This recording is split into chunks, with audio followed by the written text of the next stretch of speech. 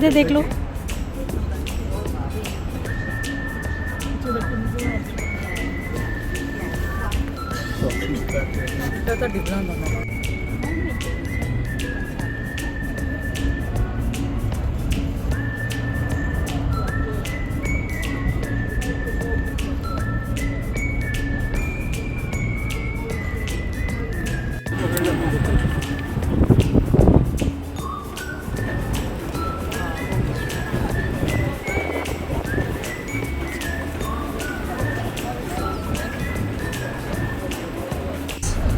Okay, the rest of you have me, I know, and please do not film or photos.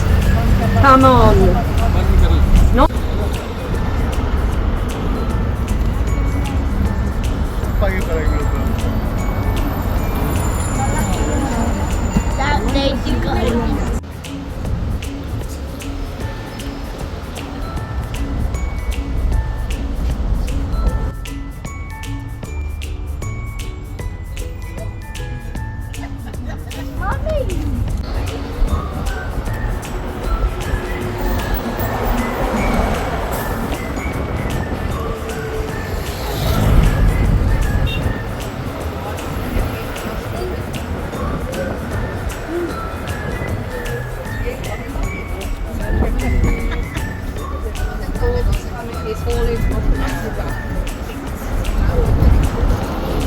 So there are nice views in both directions. As the younger part of London is just over 1,000 years old, and we'll be driving down to Big Ben in about an hour. We'll see Westminster in the second part of this tour. Where we're going now is the view to the right into the City of London. You can see the dome of St Paul's Cathedral from here.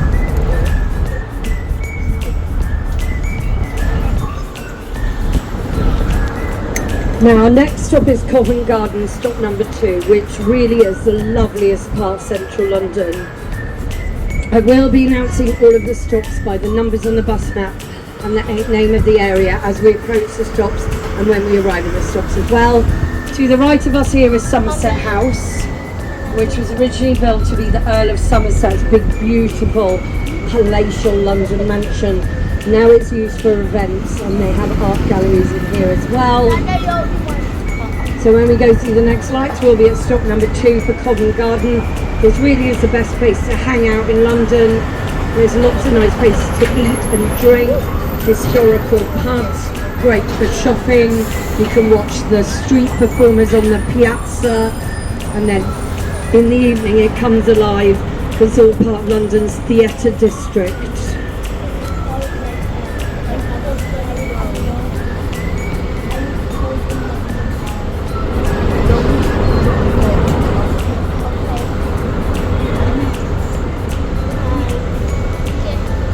Minute and a half and take the third turning on the left by the side of the Royal Opera House.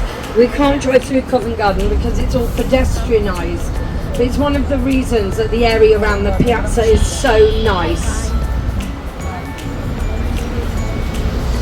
Don't see if we've got anyone else to pick up here. This is a horrible corner. I could see our ticket seller. I think you're going to have to pull up in front of this big bus, Robert. If not, we'll get blocked in. Oh, it's moving.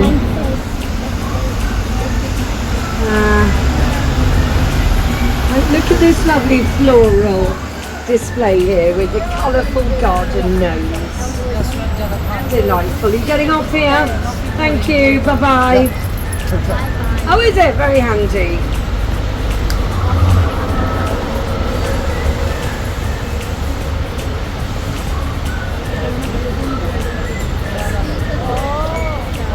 Second बनाना वहाँ के कौन है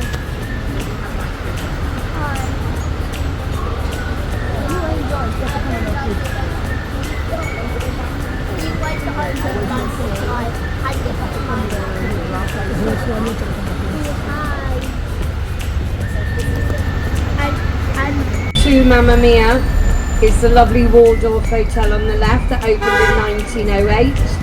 This is part of the Hilton Hotel chain. It's a new show featuring the music of Frank Sinatra.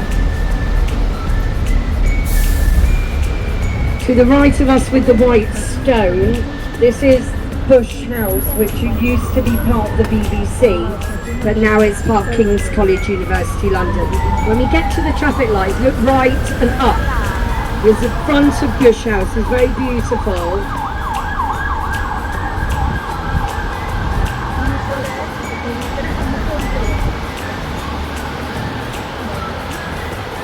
So you look up.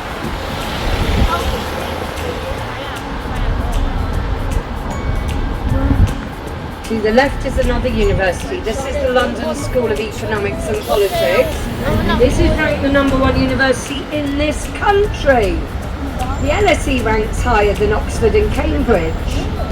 40 world leaders have studied here, including the American President JFK. And then to the right with the flags, this is the Australian High Commission. So a High Commission serves the same purpose as an embassy for countries that are in the British Commonwealth.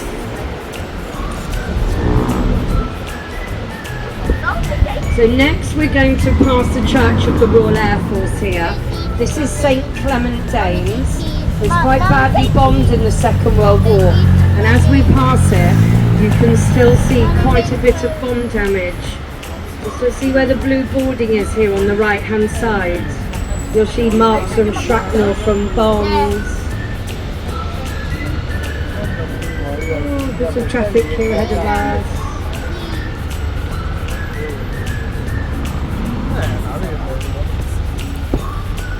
Look. And then on the left hand side are the Royal Courts of Justice. This is the Civil Court, High Court and Court of Appeal that was opened here by Queen Victoria in 1882. You may have seen this courthouse on the news.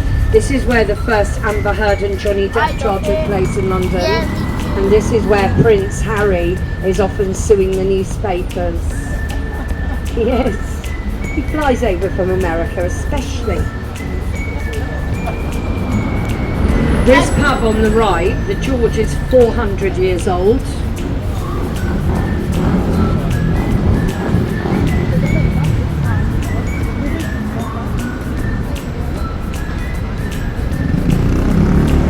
And then on the right, Twining's Tea Shop. That beautiful little shop there has been open since 1706. And it's very narrow, and they've got all the original mahogany shelving units with their entire selection of tea. And they've got a little museum at the back of it about the history of tea. Tea is very important to us British, it's part of our culture. It's not just a hot drink to us at all. I'm rather partial to Twining's English breakfast tea, I must say.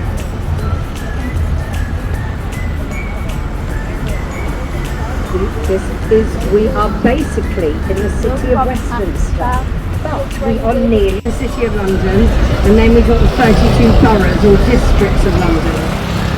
And London's population is 9 million people now. We are always going to see 1 or 2 dragons, similar to this one, guarding every entrance into the city of London. Oh, like really? What if you take a picture of that one?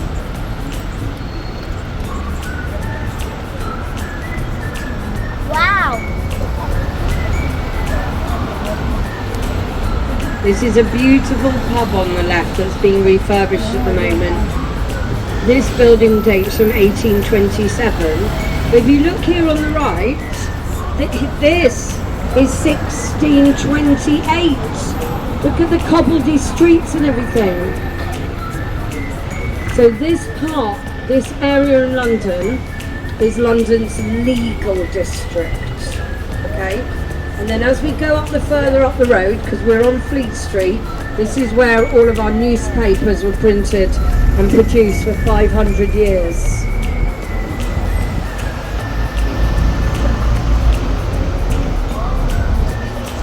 So you'll see when we pass this church here on the left, you'll see some ghost signs. So here on the left you'll see it says the People's Journal and the Dundee Courier, here where we pass the church. So these newspapers used to be produced here. We call these ghost signs. They're part of the heritage and the history of the building. So even when a building like this has got different use now, they don't remove the signs.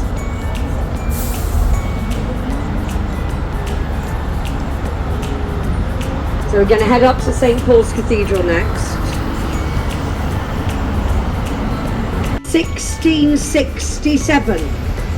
Charles Dickens used to drink in this pub, so did Sir Arthur Conan Doyle, who wrote the Sherlock Holmes stories.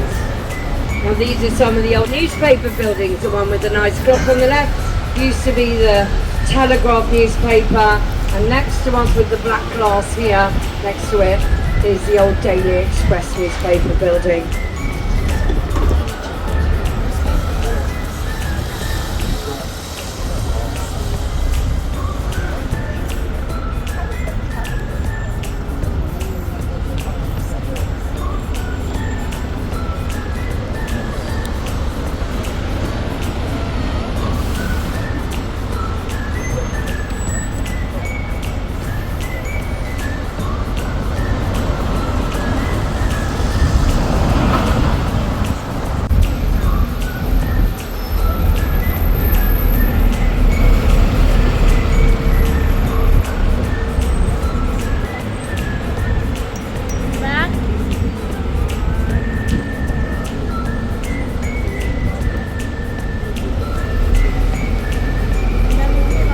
So this is our stop at the top, number 3 for St. Paul's Cathedral.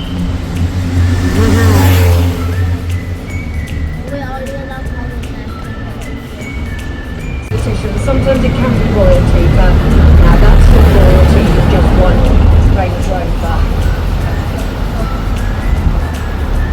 So I'll just see if we've got anyone to pick up here for St. Paul's, and then I'll tell you all about it. All the way round. I want to. Yeah, if you do it all the way round, it's a little bit distracting, I'm upset. By you. Usually we don't allow people to do any video my commentary. You know what I mean? So St. Paul's Cathedral opened in the year 1710, and it was designed by Britain's most famous architect, Sir Christopher Wren. And at this time, I'll say our monarch was Queen Anne. Here she is. Now, in 1981, St. Paul's was the venue for the biggest wedding of the 20th century, when Prince Charles married Lady Diana Spencer here. Did you watch it? I was just a little girl, but me and my friends we adored. Everyone loved Princess Diana, didn't they? Literally everyone was just so captivated and fascinated and just loved and adored her so much. Everyone apart from her own husband. See, but we didn't know.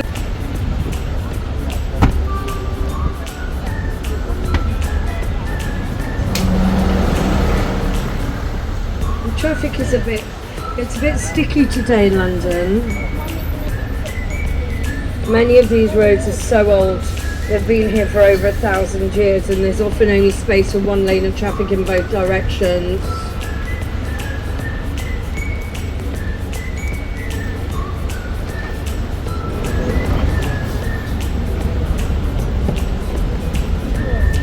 And to the right of us is the Millennium on the next traffic lights. Then you're going to look behind you and take a really nice picture of the dome of St. Paul's.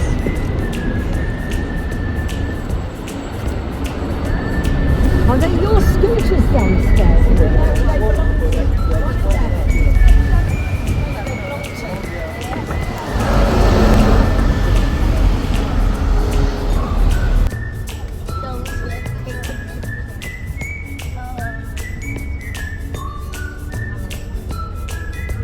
Big Ben.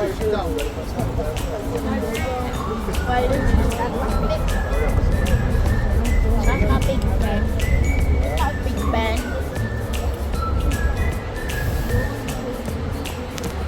Years old, and it was founded by the Romans. So initially the Romans had invaded Britain in 43 AD, so that would be like 43 years after the birth of Jesus. And then 7 years later, in 50 AD, the Romans founded a settlement here, which they called Londinium. happening here on a Saturday and Sunday either. I can see one of Golden Tour's T-buses. We got 5 of these pink T-buses that you go and see the sights of London.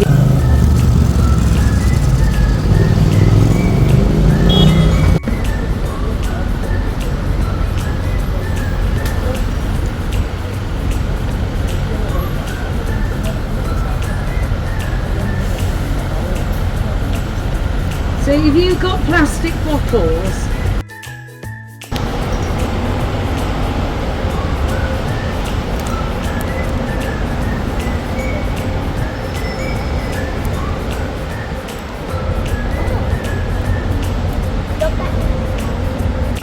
and it's not just standing outside a pub like this. If you wanted to buy yourself a cold beer or something, you can walk down the street and drink it. Yeah. They're everywhere. This is Bloomberg's European headquarters. It cost $2 billion American dollars to build. I looked it up. Bloomberg, Mr. Bloomberg's worth $1.9 billion, so you can afford quite a few of these buildings.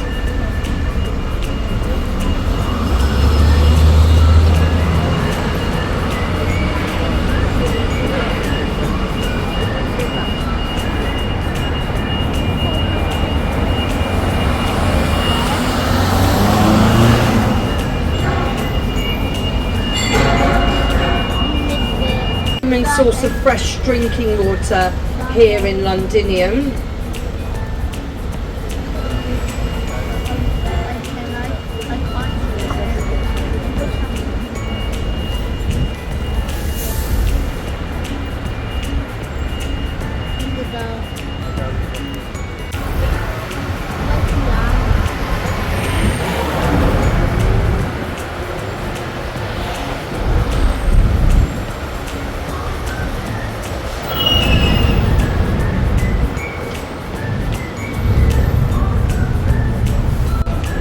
That is supposed to represent the flames of the fire, and that was also J.K. Rowling's inspiration for the Goblet of Fire in the Harry Potter movies. So here is the monument to the Great Fire of London, here on the left, and it's 202 feet high. We're just going to stop here for a quick minute and I'm going to get some water. Coming now.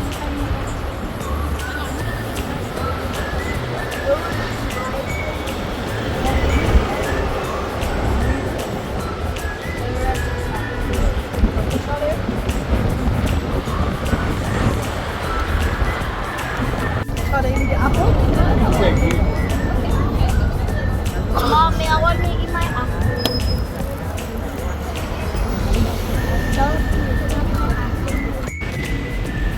So please have a look now, and you'll see our magnificent Tower Bridge, which is a warship from the Second World War, which is now open to the public as a museum ship. Now, if anyone's feeling a bit hungry, you might like to get off at the next stop and go to Borough Market. It's London's amazing food market, and the next traffic lights will turn left and then we'll be at the stop, and it's just ahead of us to the right. Borough Market has delicious food, cuisine from all over the world, and there's been a market there for 1,000 years. Ahead of us is a bridge. Walk to the right of that bridge. As soon as you walk under it, it's right there.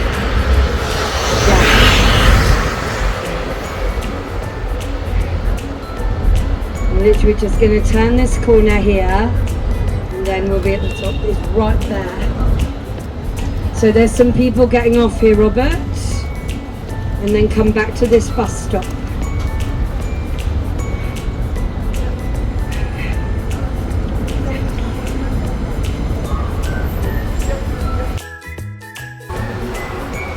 We've got another stop here, number 6.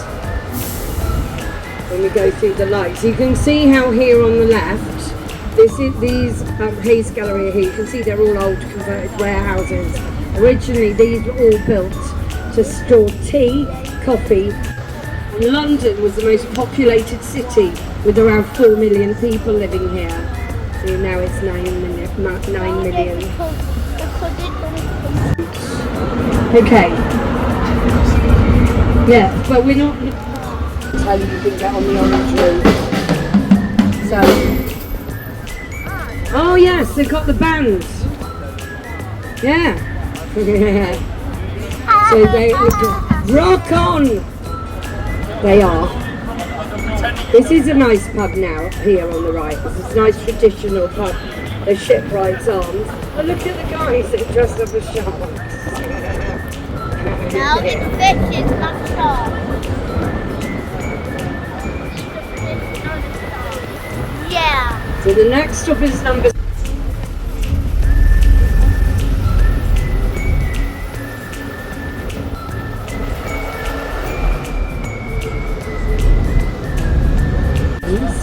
Who had the added complication of designing it as a bascule bridge.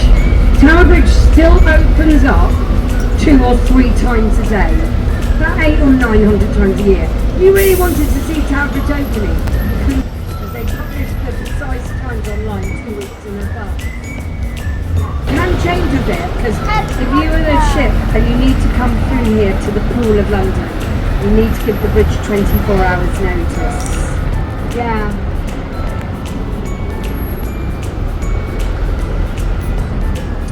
You can see one of the big boats if you are going to get on there and it's approaching the pier. Please don't get up yet, we've got 3 more traffic lights until we get to the next stop.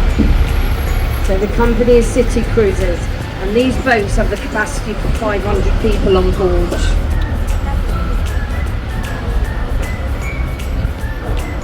So all the people can go in the thing. Now when we go under the 2 towers, you guys can get better take pictures of the Tower Bridge by looking behind you. So now see as the bus moves forward, if you look behind you, just depends where the sun is in the sky. Sometimes it can be a better picture under the 2nd tower.